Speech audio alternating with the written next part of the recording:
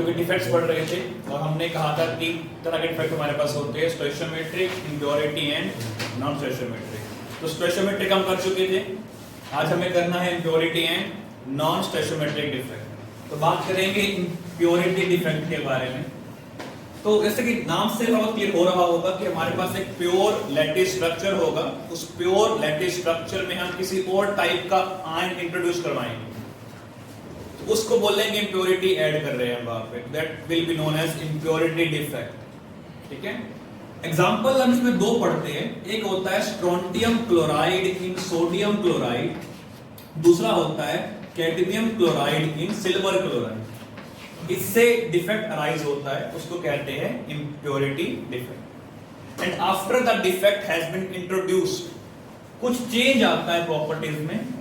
पहला चेंज आता है कि जो आपका लैटिस स्ट्रक्चर है वो इलेक्ट्रिकल कंडक्टर बन जाता है, कि पहले तो था ये insulator and then it becomes electrical conductor. क्यों बन जाता है? क्योंकि वहां पर हमारे पास एक वैकेंसी क्रिएट हो जाती है और उस वैकेंसी में हमारे आयंस मूव कर सकते हैं, so it becomes electrical conductor. ठीक है, अब कैसे होता है हमें ये देखना है। So let me draw the structure of NaCl।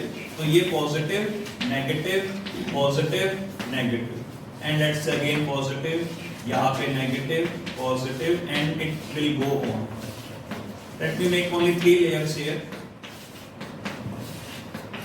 Like that. तो ये पॉजिटिव पार्ट सोडियम आयन है और नेगेटिव पार्ट क्लोराइड आयन है। इसमें मैं इंट्रोड्यूस करवाऊंगा स्ट्रोंटियम क्लोराइड को। स्ट्रोंटियम क्लोराइड का मतलब है Sr2 positive and 2Cl negative, यानी कि स्ट्रोंटियम में चार्ज है 2 positive. So let me indicate this by this 2 positive and circle. ठीक है, इम्प्योरिटी डिफेक्ट न्यूट्रल होता है, मतलब यहां पे कोई भी चार्ज एक्स्ट्रा नहीं होगा। तो जब मैं इसमें स्ट्रोंटियम का आयन ऐड करता हूं, तो एक स्ट्रोंटियम ऐड करने के लिए मुझे 2 सोडियम आयन रिप्लेस करने पड़ेंगे यहां से, so that it becomes electrical neutral. तो चार्ज क्या रहेगा यहां पे? न्यूट्रल रहेगा। तो एक स्ट्रोंटियम ऐड करने के लिए मुझे 2 सोडियम का लॉस करना पड़ेगा। और जब ऐसा कुछ होगा, so we'll see what will happen. Mark कर देते हैं अभी as it is. तो मान लेते हैं एक सोडियम यहां से गया, एक सोडियम यहां से गया, क्योंकि 2 पॉजिटिव ऐड हुआ तो 2 पॉजिटिव ही रिलीज होगा वहां से। लेकिन एटम तो आयन तो एक ही आया है ना, तो आयन तो एक ही जगह बैठेगा आके, मान लो वो यहाँ पे आके फिट हो गया, तो ये स्पेस क्या हो गया? एम्प्टी हो गया। तो यहाँ पे एक वैकेंसी क्रिएट हो गई and because of that vacancy ये आयंस अपनी जगह पे मूव कर सकते हैं, so it will become electrical conductor due to formation of vacancy in the lattice structure. अब पहले ये कंप्लीट स्ट्रक्चर सोडियम क्लोराइड का था, उस सोडियम क्लोराइड में मैंने स्ट्रोंटियम आयन इंट्रोड्यूस करवा दिया, तो मोस्टली आयंस यहाँ पॉजिटिव है, एक आयन कौन सा आ गया? 2 पॉजिटिव का, सो इट इज एन इम्प्योरिटी। तो इसका नाम इसलिए पढ़ा इम्प्योरिटी डिफेक्ट। समझा बात ये वाली? अब इसमें क्वेश्चन ये भी आता है कि after adding the impurity how many vacant sites are produced. तो अगर आपने एक आयन इंट्रोड्यूस करवाया तो एक वैकेंसी बनी, समझे बात ये वाली? अगर 2 आयन इंट्रोड्यूस करवाएंगे तो 2 वैकेंसी बनेगी। उसी तरह अगर n आयन, n मतलब it would be any number, तो अगर आप n number of ions introduce करवाएंगे तो n नंबर की वैकेंसी ही क्रिएट होगी। समझे बात ये वाली कि नहीं? बोलो, जितने आयन इंट्रोड्यूस होंगे उतनी ही वैकेंसी क्रिएट होगी वहां पे, और उतना ही वो ज्यादा कंडक्टिंग होता जाएगा। More vacancy, more freely the ions will migrate from one location to other location, it will become more conducting. कोई डाउट तो पूछ सकते हैं, नहीं तो नोट कर लेंगे इस चीज को। थ्योरी पढ़ी, उसकी उस थ्योरी के ऊपर एक न्यूमेरिकल बनता है बोर्ड एग्जाम में, और ये न्यूमेरिकल काफी बार एग्जाम में आ चुका है। तो अपने थ्योरेटिकल कंसेप्ट का न्यूमेरिकली यूज करेंगे यहाँ पे। क्वेश्चन क्या है, in crystal structure of sodium chloride 10 to the power -3 mole percent of strontium chloride is added and it asked us कि what is the total number of vacant site produced, कि इतनी मोल percent strontium chloride add किया गया NaCl के structure में तो कितनी vacant site produce होंगी। तो पहले तो इस चीज को डिकोड कर लेते हैं हम एक बार। 1% का मतलब होता है 1/100, तो इसका मतलब ये है कि 10 की पावर -3 मोल परसेंट का मतलब होगा 10 की पावर -3/100 मोल। तो इसका मतलब ये है कि मेरे पास जो मोल प्रेजेंट है वो है 10 to the power -5 मोल। किसके मोल है ये? Of strontium chloride. और थ्योरेटिकली हमने ये जाना था अभी कि जितने स्ट्रोंटियम आयन ऐड होंगे उतनी वैकेंसी क्रिएट होंगी। याद है बात, है ना? अभी हमने किया था। तो अगर मैं एक स्ट्रोंटियम आयन ऐड करता हूं तो इससे मुझे एक वैकेंसी मिलेगी। तो अगर मैं 10 to the power -5 mole strontium ion add करता हूं तो मुझे मिलेंगे 10 to the power -5 mole vacant sites. So this is the mole number of vacant sites। हमें एक्चुअल नंबर चाहिए, यहां पर यूज करेंगे एवोगैड्रो नंबर का। And I know that 1 mole is equal to 6.023 multiply 10 to the power 23। So this implies 10 to the power -5 mole vacancy is equal to 6.02 into 10 to the power 23 multiply 10 to the power -5, and on solving that it becomes 10 to the power 18. So total number of vacant sites which are produced here is equal to 6.02 into 10 to the power 18 vacancies are produced on addition of strontium chloride in sodium chloride's crystal structure। So I think समझ सबको आया होगा बात, ये वाली question note कर लेंगे। So third हमारे पास है नॉन स्टोइशियोमेट्रिक डिफेक्ट। तो नॉन स्टोइशियोमेट्रिक क्या होता है मैंने पहले बताया था, एक बार दोबारा समझा देता हूं मैं कि अगर हमारा किसी भी कंपाउंड का फॉर्मूला फ्रैक्शन में आता है लाइक दिस, और मान लेते हैं like this, so that becomes non stoichiometric formula। और ये फॉर्मूला क्रिएट होता है आफ्टर डिफेक्ट। तो एक परफेक्ट लैटिस स्ट्रक्चर में कोई डिफेक्ट प्रोड्यूस हुआ and after the defect has been produced we get this type of formula, तो उसे हम कहेंगे नॉन स्टोइशियोमेट्रिक डिफेक्ट। समझे सब बात ये वाली? तो ये दो तरह का होता है, एक होता है मेटल एक्सेस, दूसरा होता है मेटल डेफिशिएंट।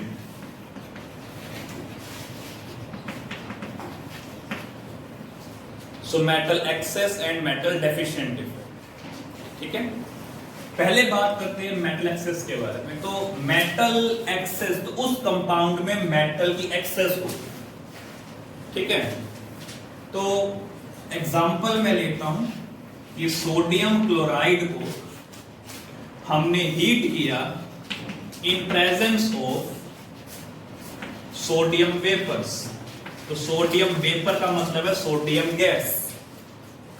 ठीक है, तो करने क्या वाले हैं, तो जब मैं सोडियम क्लोराइड को सोडियम वेपर्स की प्रेजेंस में हीट करता हूं तो जो सोडियम गैसियस स्टेट में है वो उस हीट को एब्जॉर्ब करके आयोनाइज हो जाएगा, सोडियम आयन में इलेक्ट्रॉन विल बी रिलीज्ड।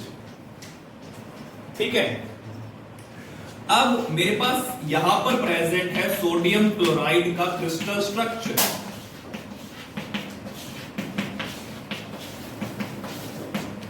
ठीक है, इसके अराउंड मेरे पास सोडियम के वेपर्स थे और उन सोडियम वेपर्स ने हीट को एब्जॉर्ब कर लिया है। After absorbing the heat they are present as sodium positive and electron, sodium positive and electron. Sodium positive and electron and like that. तो इसके सराउंडिंग में हमारे पास रहेगा sodium positive electron and so on. अब होगा क्या? So there will be diffusion. तो उस डिफ्यूजन में क्लोराइड आयन, ये ion negative ion crystal structure से बाहर आ जाएगा।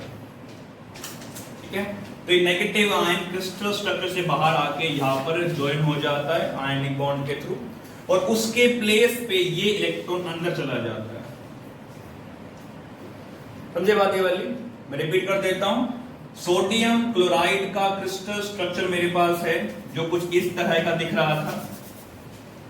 बाहर सोडियम आयंस की एक्सेस है, तो एक या many chloride ions will left their lattice point, they will come outside to bond with the sodium ions, और उसके प्लेस पे इलेक्ट्रॉन अंदर आ जाएगा।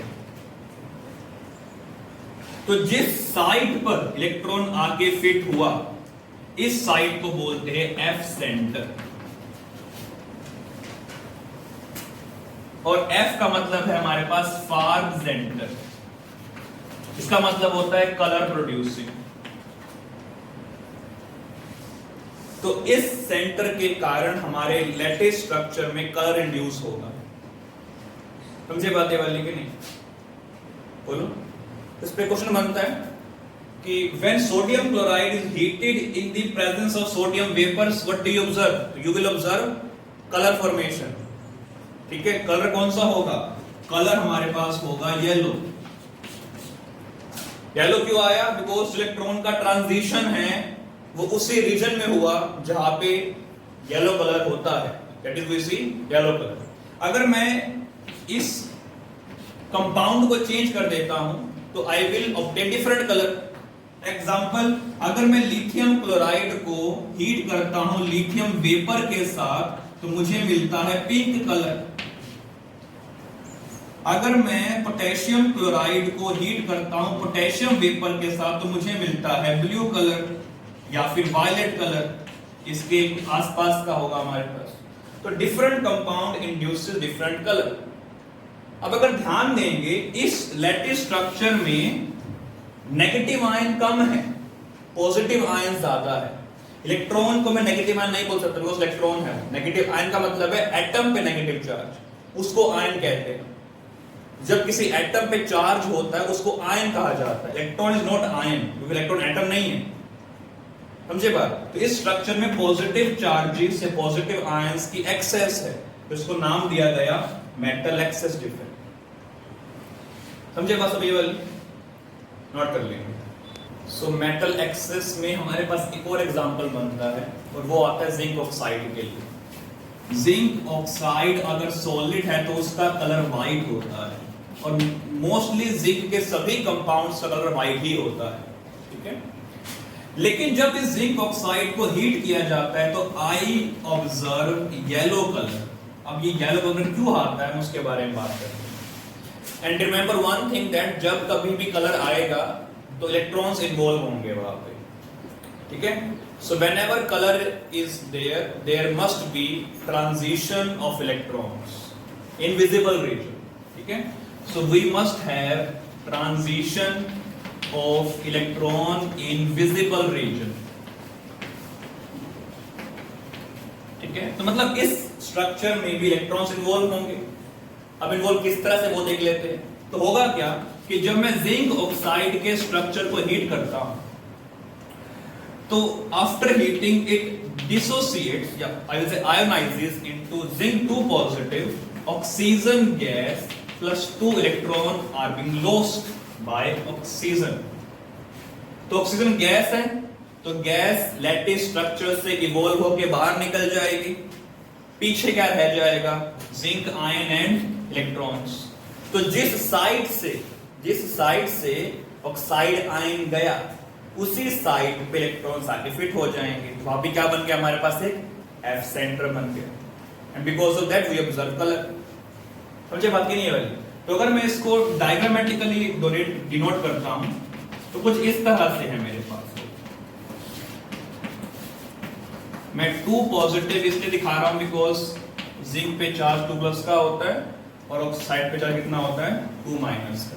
तो इस स्ट्रक्चर को हीट करते हैं तो 2 माइनस मतलब ऑक्सीजन है यहाँ पे, तो वो ऑक्सीजन यहां से गैस बन के इवॉल्व हो जाएगी और पीछे मेरे पास रह जाएंगे 2 इलेक्ट्रॉन और ऑक्सीजन गैस बन के इवॉल्व हो चुकी है यहाँ पे। सो आई होप ये वाली बात समझ सबको आ गई होगी। That is how we see color of the zinc oxide because it has become impure now.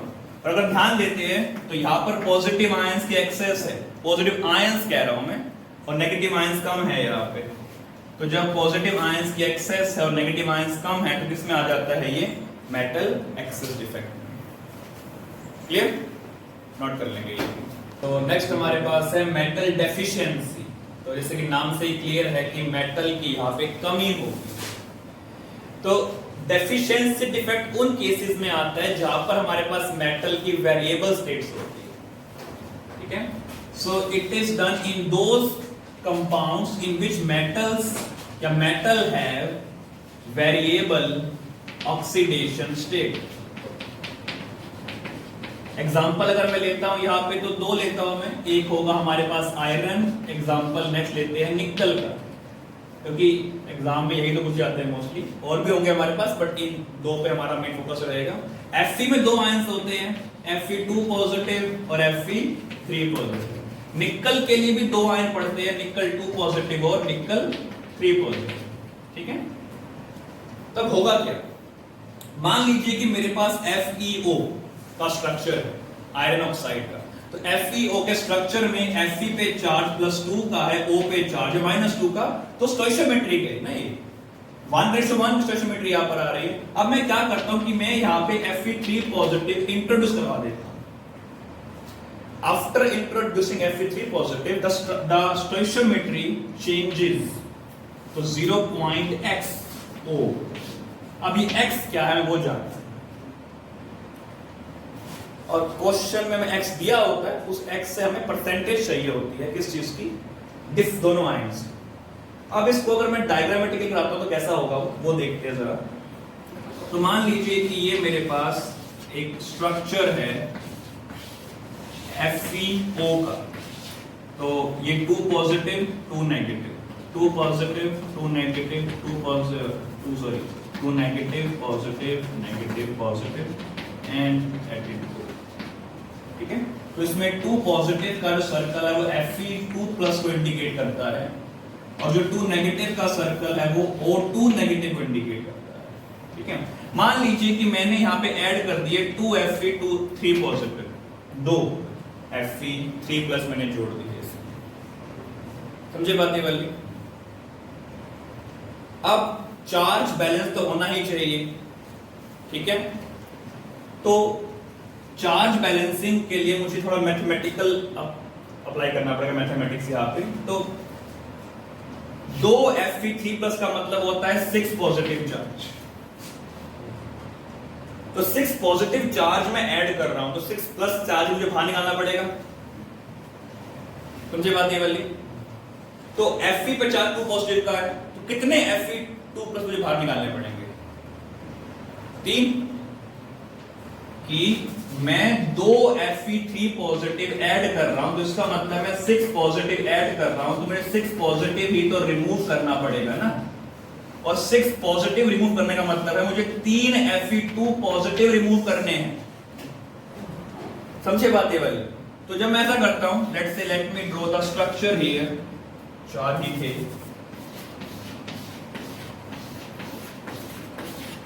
ठीक है? तो 3 निकालने, मान लो एक यहां से निकाल दिया, एक यहां से निकाल दिया और एक मैंने निकाल दिया यहां से, तो 2 पे तो Fe3+ आ जाएंगे, एक क्या हो जाएगी बैक हैंड साइड। तो मान लो एक 3+ यहां पर आ गया, एक 3+ यहां पर आ गया, एक 3+ यहां पर आ गया, बाकी पे तो हमारा नेगेटिव पार्ट ही रहेगा।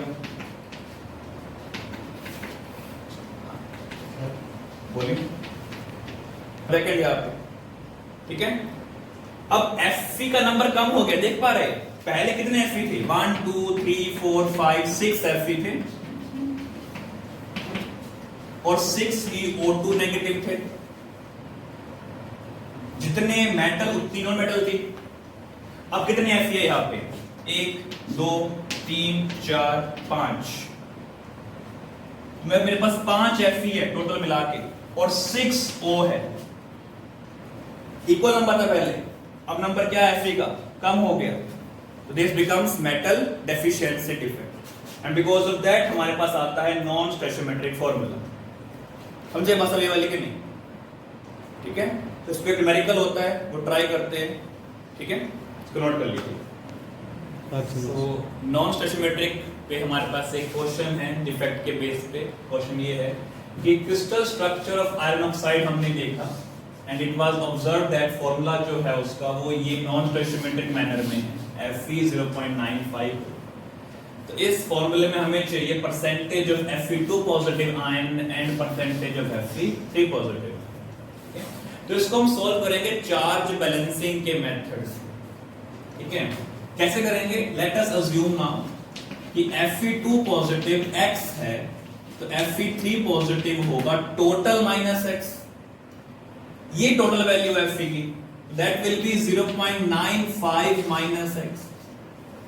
ठीक है, तो अब अप्लाई करते हैं चार्ज बैलेंसिंग मेथड। तो क्वांटिटी ऑफ Fe2 पॉजिटिव जो कि x है multiply by the charge on Fe2 positive जो कि 2 पॉजिटिव का है, plus quantity of Fe3 positive multiply with the charge of Fe3 positive जो कि 3 पॉजिटिव ही है, प्लस क्वांटिटी ऑफ ऑक्सीजन जो कि 1 है multiply by the charge of oxygen जो -2 होता है इज इक्वल टू 0। सोल्व करेंगे that becomes 2x plus solve करेंगे इसको कितना आएगा ये 5 2.85। ठीक है, -3x -2 इक्वल्स 0। ठीक, ये होगा -x that will become -0 plus 0.85 is equal to 0, so x comes out to be 0.85। ये x क्या है? x is the quantity of Fe2 positive। हमें चाहिए Fe2 प्लस की क्वांटिटी जो मिली है वो है 0.85, Fe3 प्लस की क्वांटिटी होगी 0.95 माइनस 0.85 यानी कि 0.10। ये अभी क्वांटिटीज आई, हमें क्या चाहिए? परसेंटेज चाहिए। तो परसेंटेज निकालनी है Fe2 पॉजिटिव की, तो क्या होगा? Quantity of Fe2 positive divide by total quantity of Fe multiply by 100। इसे सोल्व करेंगे हमारे पास आंसर आएगा। Same percentage of Fe3 positive के लिए हमें चाहिए quantity of Fe3 positive divide by total quantity multiply by 100। यहां से हमारे पास आएगी Fe3 पॉजिटिव की परसेंटेज। तो सोल्व करेंगे यहां पर और हमारा आंसर आ जाएगा परसेंटेज की टर्म्स। तो ऐसे ही न्यूमेरिकल हमारे पास बोर्ड में आते हैं। ठीक है, इसे नोट कर लेंगे। सो नेक्स्ट कुछ होमवर्क क्वेश्चन करने के लिए, प्रैक्टिस क्वेश्चन भी कह सकते हैं इनको। एक क्वेश्चन हमारे पास है वही परसेंटेज के बेस पे, सेकंड हम करेंगे number of vacant site produce के बेस पे। फर्स्ट क्वेश्चन क्या है? Crystal structure of nickel oxide formula was found to be Ni 0.98 O 1.00। It is a non stoichiometric formula. हमें कैलकुलेट करना है परसेंटेज ऑफ निकल 2 पॉजिटिव, परसेंटेज ऑफ निकल 3 positive bye same method जो हमने अभी किया। इजी होगा। सेकंड है क्रिस्टल स्ट्रक्चर ऑफ AgCl हमें दिया गया है, उसमें 2 मिलीमोल्स, ये स्मॉल m का मतलब है मिली, तो 2 millimole of CdCl2 is added. So हमें कैलकुलेट करनी है number of vacant sites produced. Same method जो पहले किया हमने। ठीक है, थ्योरेटिकल पार्ट याद रखेंगे जो न्यूमेरिकल करने इजी हो जाते हैं।